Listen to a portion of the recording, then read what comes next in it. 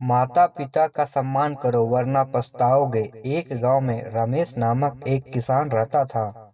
वह बहुत मेहनती था। उसका एक ही बेटा था जिसे वह पढ़ा लिखा कर बड़ा अफसर बनाना चाहता था और उसके लिए वह बहुत मेहनत करता था। रमेश और उसकी पत्नी इस बात से बहुत खुश थे कि उनका बेटा भी पढ़ने में बहुत होशियार था। एक दिन उनकी मेहनत रंग लाई और उनके बेटे को शहर में अच्छी नौकरी मिल गई। उनका बेटा महेश हर महीने उनको पैसे भेजा करता था।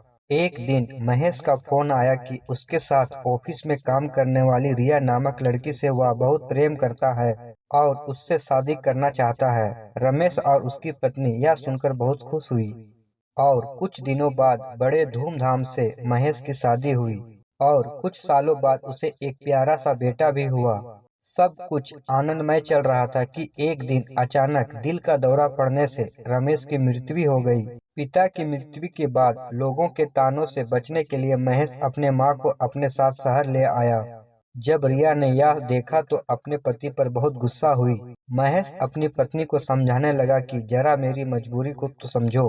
अगर मैं माँ को यहाँ नहीं लाता तो लोग बातें बनाने लगते और वैसे भी माँ को यहाँ लाने से पहले मैंने गांव का घर और जमीन बेच दी है।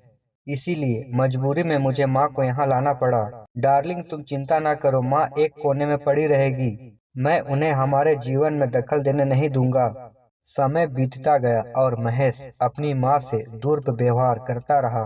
वह अपना बेटा होने का कर्तव्य भूल चुका था और साथ ही वह भूल चुका था अपने माता पिता के उस त्याग और बलिदान जो उन्होंने अपने बेटे को सुखी और सफल जीवन देने के लिए दिया था। वे चाहते तो पहले अपने सुख के बारे में सोचते, लेकिन उन्होंने अपने से पहले अपने बेटे के सुख के बारे में सोचा। क्या यह उनकी भूल थी? खैर, माँ के प्रति महेश और उसकी पत्नी का व्यवहार कठोर होता गया। वह बेचारी एक छोटे से कमरे में एक टूटी फूटी चारपाई पर गुजारा करती। जब भी महेश या रिया के दोस्त आते तो माँ के उस कमरे से बाहर आने की अनुमति नहीं थी, क्योंकि उन्हें डर था कि अनपढ़ माँ को देखने के बाद उनकी जग हंसाई ना हो जाए।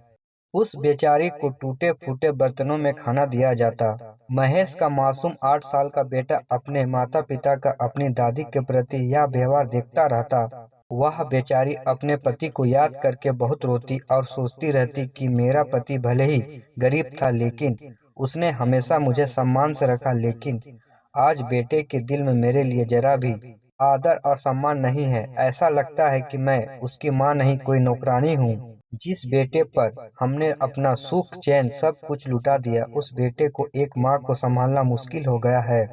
अच्छा हुआ कि मेरे पति इस दुनिया से चले गए। अगर वह अपने बेटे का यह रूप देखते हैं तो बर्दाश्त नहीं कर पाते। बेचारी अपनी किस्मत पर बहुत रोती। अपने बेटे के कठोर और दुर्व्यवहार को सहते सहते वह बेचारी भी इस दुनिया से चली गई। माँ के अंतिम संस्कार के बाद महेश उन बर्तनों को फेंकने के लिए जा रहा था जिनमें वह अपनी बूढ़ी माँ को खाना दिया करता था। महेश के बेटे ने देखा तो अपने पिता का हाथ पकड़ लिया और कहने लगा, पापा आप इन बर्तनों को ना फेंको। महेश अपने बेटे की बात सुनकर आश्चर्यचकित रह गया और पूछने लगा, क्यों बेटा, आप ऐसा क्यों कह रहे हो? महेश का बेटा बड़ी मासूमियत से कहने लगा, पापा जब आप और मम्मी बूढ़े हो जाओगे ना तो मैं भी आपको इन बर्तनों में ही खाना दिया करूँगा।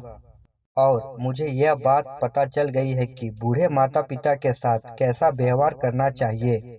जब आप बूढ़े हो जाओगे ना तो मैं भी आप दोनों के साथ वैसा ही व्यवहार करूँगा। अपने बच्चे की बातें सुनकर महेश और उसकी पत्नी की आंखें फटी की फटी रह गई। बूढ़ी माँ के साथ दुर्व्यवहार करते समय दोनों यह बात भूल गए थे।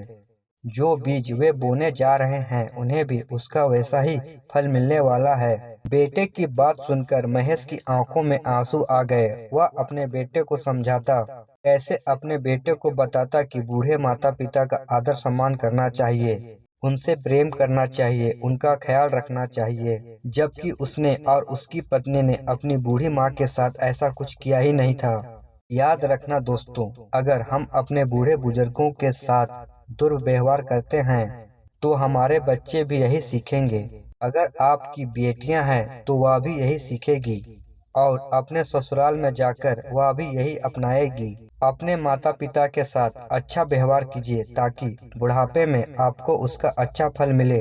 इस तरह के मोटिवेशनल कहानी के लिए हमारे चैनल को सब्सक्राइब करें, लाइक करें, शेयर करें और कमेंट जरूर करें।